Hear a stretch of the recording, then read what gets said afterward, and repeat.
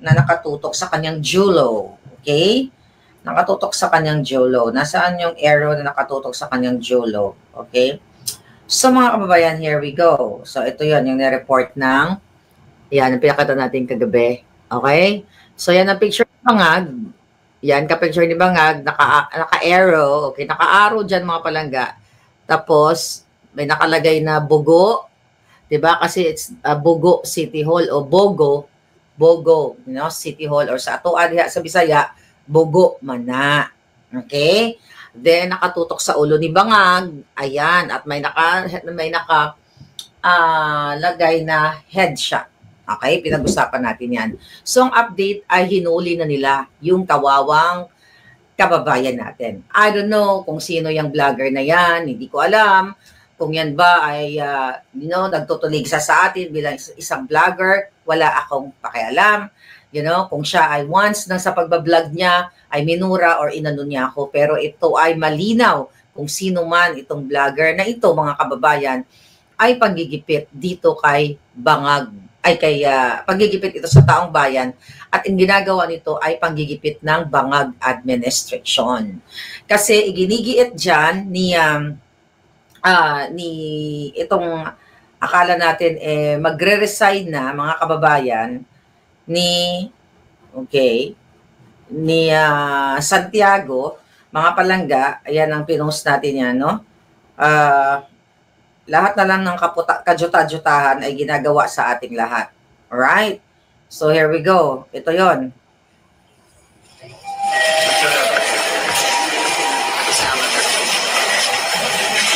Siya yung vlogger. Nasaan pala kayo nung nahuli kayo? Sa bahay lang ako. Kaluoy man, oy. Alam ko naman. Ako hindi ko talaga, wala talaga ako. Hindi ako naniwala na totoo yung NBI, yung gano'n. Kasi sa amin kasi sa Bisaya, naintindihan kasi yung word name, yung ano. Bogo. Nakita naman talaga doon sa mga post ko lang, hindi ko sariling post yung mga nire-share. Picture. Yung putang inang to? Kasama yan, bilang expression. Pero yung magkakakilala sa buhay, mga presidente, vice president, ulol, Senate President, Speaker of the House, and Chief Justice, ay papasok ang NBI. Walang nagtat. Na hindi mangyayari yung iniisip mo. Headshot, ibig sabihin, targetin sa ulo, patayin. Hindi po. Yung headshot, yung word lang po yun. Yung word na galing doon sa ulo, papunta sa ulo, yun lang po yun. Okay, nakita niya? Okay, nakita niyo? Nakita niyo mga kababayan? Okay? So, ganun ngayon, ang ginagawa ng bangag administration. Sabi ko nga, nung napanood ko yun, kung nasa Pilipinas ako, nakasabay ko, o baka nauna pa akong pinategi kay Percy Lapid. So, ganyan kapikon ang bangag administration. Nung panahon ba ni Duterte, lahat ng mga binato nyo kay Duterte, na mga kalaban niya, bugo, ganyan, ganun. Although may isang pagkakataon na talagang yun ay, pero later on, nakawala din yun, na talagang ipapagurgor, ganun talaga yung terminology. Pero yung bugo, ito ay paghahalin tulad.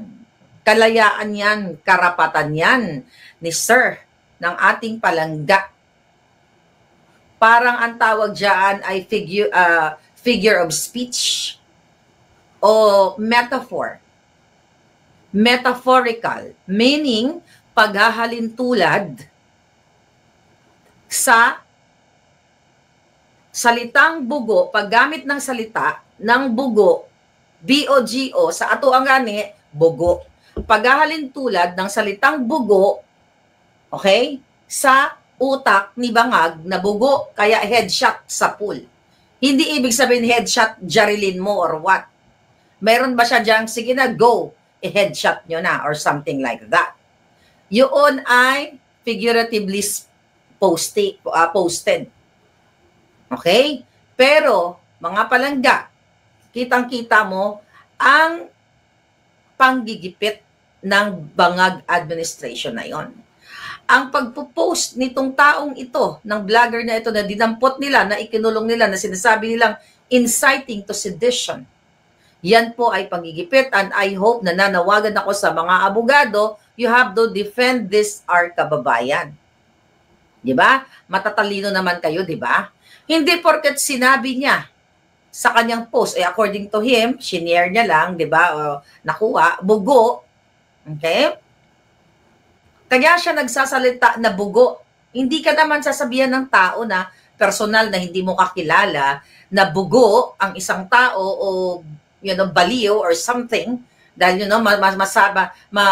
mapatunayan mo lang, masabi mo lang na factual ang isang salita na ikaw ay na isang tao ay buang kapag ito ay napatunayan based on psychological test, base sa mga eksperto o sa mga doktor. Pero yung salita niyang bugo, yan ay nagre-represent, okay, sa galit ng taong bayan dahil sa pagnanakaw nila. This is freedom of speech. Ito yung nilalaban ni Maharlika. Ito ay kalayaan ng pagpapahayag ng sentimiento ng taong bayan, hindi personal na atake na nakita ni vlogger na ang utok ni Bangag Jr. ay, tadtad ng mga arikis, tadtad ng mga nana o tadtad sa mga kung ano pa mang mga uyapos. Kaya bugo, bulok. Ito ay pagpapaliwanag at pagpapakita ng kanyang kalayaan na ang presidente ay isang bugo dahil sa kanyang pagpapatakbo na palubog, pababa ng pababa, nalilibing na sa kahirapan ang taong bayan. Yan ang ibig sabihin yan. Dahil sa ginagawa nilang pagnanakaw, smuggling, kidnapping, ito ay pagpapakita, mga palangga, sa kabubuan ng presidenteng ito. Kaya nagka-leche-leche tayo ngayon. Okay? Hi, Chino, mera bueno. Okay, sasakay ba tayo sa iyong motor para what? Para anuhin natin ang mga kalaban ng bayan? Brum. Yeah. Yes. Ngayon, mga kababayan, ano ang ipinapakita ng gobyernong ito? Yan ay pananakot. Subukan talaga kayo lahat takutin, si Maharlika, tinatakot at patuloy na lumalaban tayo. Kaya ganon, mga palangga, talagang sabi ni Lito Salvador, mahirap talaga manirahan sa lupang sinilangan. Dahil yung salta pa lang na bugo na yan, ay piko na sila. Imagine mo, yan pa lang nga sinabi. Yan pa lang nga sinabi nitong vlogger na ito na bugo, at wala nga siyang sinabing salita na buha ka ng ina mo, bangag, adik. Ako nga, diba, to the highest level, ang ngangabels ko, kidnapper ka. Okay? Dahil yun ang nakita sa mga dokumento, sa mga ebidensya. Okay? Katulad ng ginawa nila kay Distressed Mother.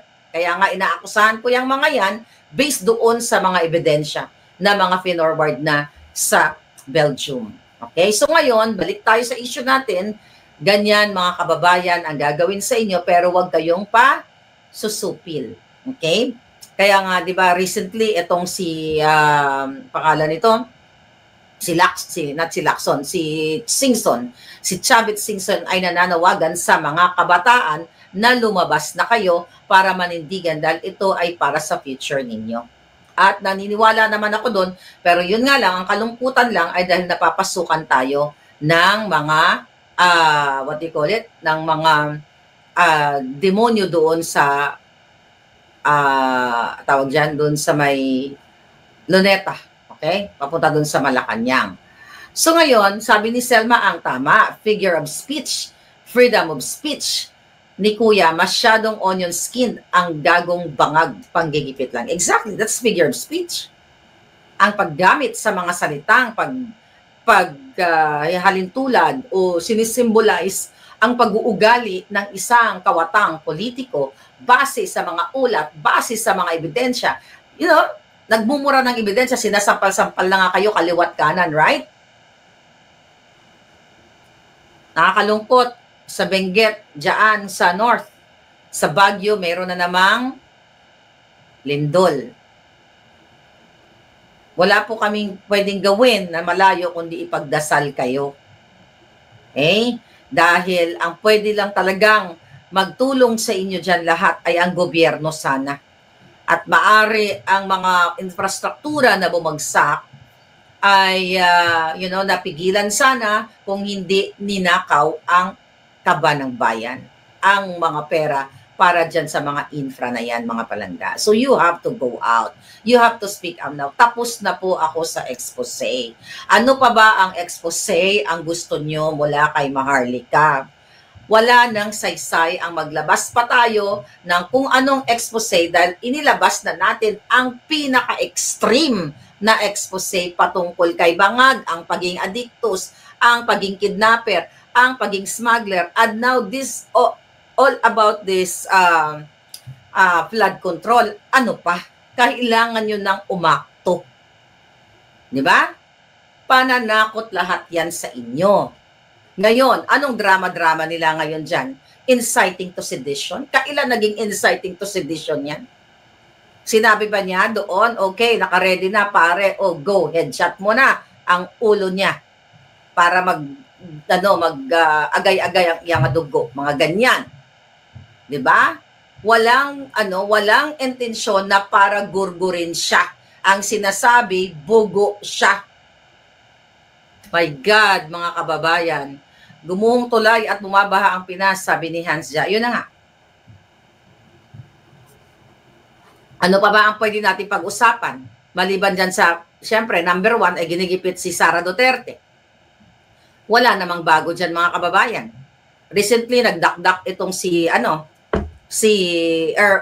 pangalan niyan, si Ralph Tulfo, na kesyo imbestigahan itong PPA. I will talk about that Philippine Ports Authority, mga kababayan, nagsalita itong ito ba siya? Teka lang.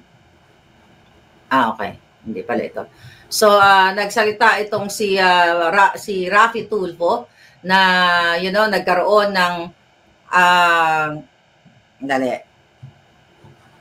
ng anomalya dito sa PPA, sa Philippine Ports Authority, dyan kay J